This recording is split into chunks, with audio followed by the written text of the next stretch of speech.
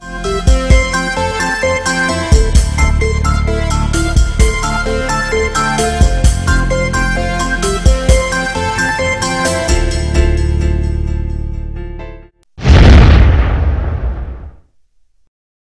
do you manage to balance the demands of your work and family life?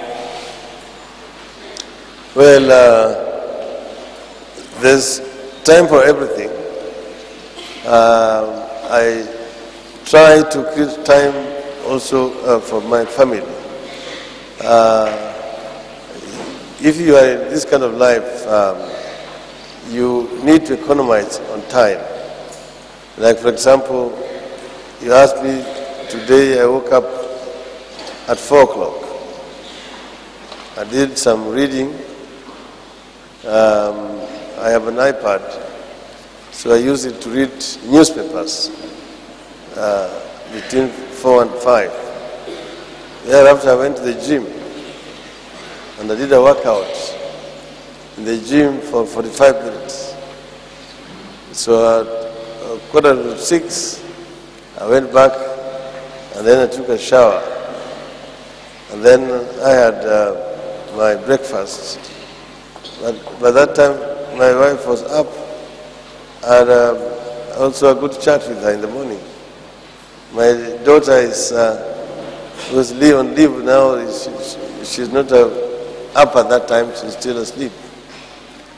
But then after that, I went to work. I was in the office by 7 o'clock. And then I've been working up to now. From now, I've attended 4 meetings, and I'm going from here to another one, and another one. And then I will leave in the evening. I will go back home. I will have dinner with my wife and my daughter and the rest of the family before I go to sleep. So I manage to create time for my family. But sometimes, particularly weekends, I could create maybe time on Sundays just to be with the family. Somebody said he or she wanted to be a prime minister. And I admired that, to aim to be somebody. Somebody will admire to be a doctor or an economist or a lawyer or an engineer like myself. I'm an engineer first, so I have an option. If I'm not a prime minister or a president, I can just go and practice my engineering. I can even go back to university and teach.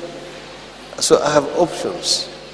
And that is what you want to do. You must develop and specialize in something. Create a profession.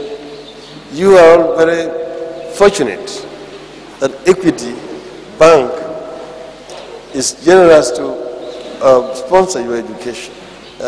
This is something that is being done by a Kenyan. So James Mwangi himself had an ambition, and that's why he has reached where he's reached, and that's why he is also giving back to the society. I've been telling our people that we must encourage the private sector. Private sector is the engine of growth and development in many economies. And private sector means that you must be prepared to take risks in order to venture into private sector. It is not an easy thing. You'll find, as I mentioned to you, a lot of discouragement. People will discourage you at every level if you want to venture or take risks.